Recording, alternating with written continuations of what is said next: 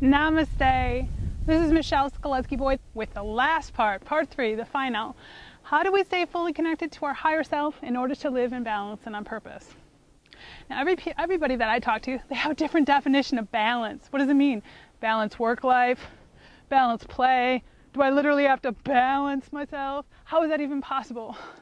Now, to me, when I say balance, I mean to actually be and play the role of who we're meant to be, why we're here. So, to stay fully balanced means that we're able to stay here on earth and we're able to stay grounded, yet we're also able to connect and fully spiritually expand. And so to stay balanced is to be able to do both, to be grounded and to be uplifted, to expand and to be able to be one with the earth. Now we all know there's some people that are way out there. They are way out there. You talk to them and they're just woohoo, heads in the clouds, right? Woo, way out there. They can't talk to the same level as you because they're not here. They're not on earth. And you know what? That's why they're here. God wanted to have that experience.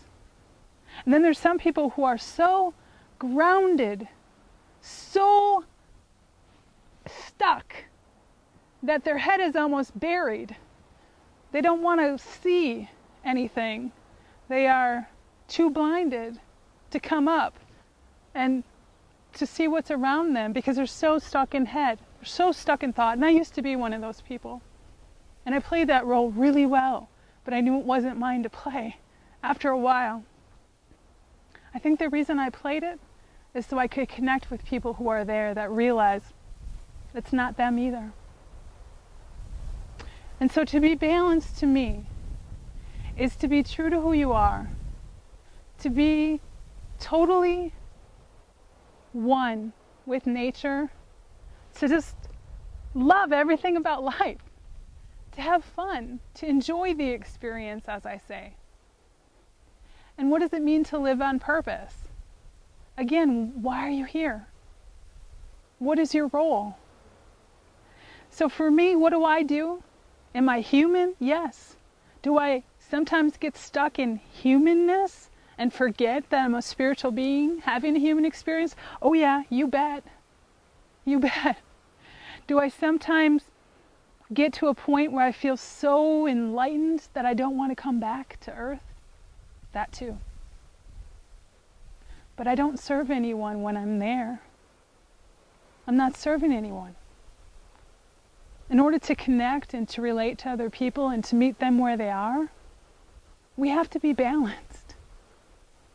And so that's what balance means to me. And to live on purpose, I think that's pretty self-explanatory as far as what that means. So how do I do it when I'm having a bad day? Oh, there are so many things. I like to sing. I'll just all of a sudden connect with God in a way that makes me feel good. I'll just sing. I'll sit here down by the creek. My neighbors, they kind of tease me because they see me oftentimes just sitting by this creek, having conversations with myself. And I'll go back and forth. I'll have conversations with my human self and with my spiritual self, and we debate for a while until I find balance again. Maybe for you, instead of a creek, you would prefer an ocean or a lake. Maybe you like to go and experience what it's like to be up in the sky. Maybe you like to climb. Maybe you like to ski. Are you being true to yourself? Are you denying yourself the experiences that you're here to have?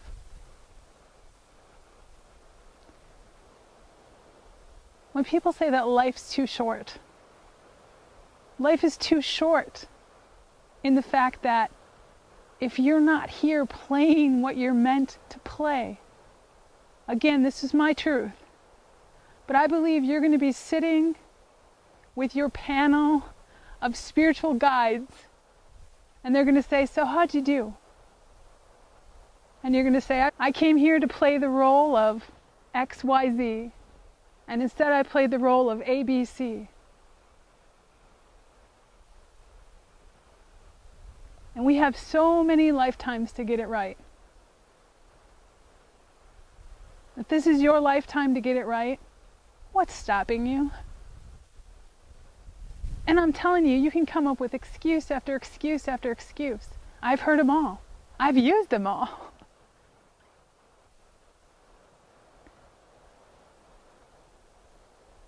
Listen.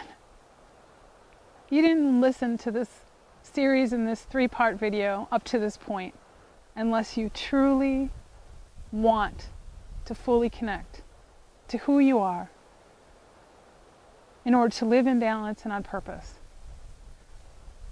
If funds are an issue, go to the library, get a book, do trade work. There's so many ways to make things happen. If money's not an issue, get yourself a spiritual coach, a spiritual teacher, go to workshops, go to seminars, go to what feels right.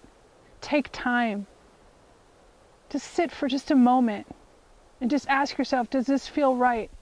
And sometimes you don't get an answer. And when you don't get an answer, that's like your maybe. You need more information. That doesn't mean a no all the time. Sometimes it means no. And so you ask, and then you ask again. And then after asking enough times, you eventually might say, listen, I'm going to ask one last time, and if I get a no, then I know that I'm not supposed to take this path. And then make sure you follow through on your word. Because if you don't follow through on your word, then you lose trust in yourself. Man, that's another training. It's been a true pleasure. To learn more about me, please visit www.soulfelt.com. That's SoulFelt.com. And until then, enjoy the experience.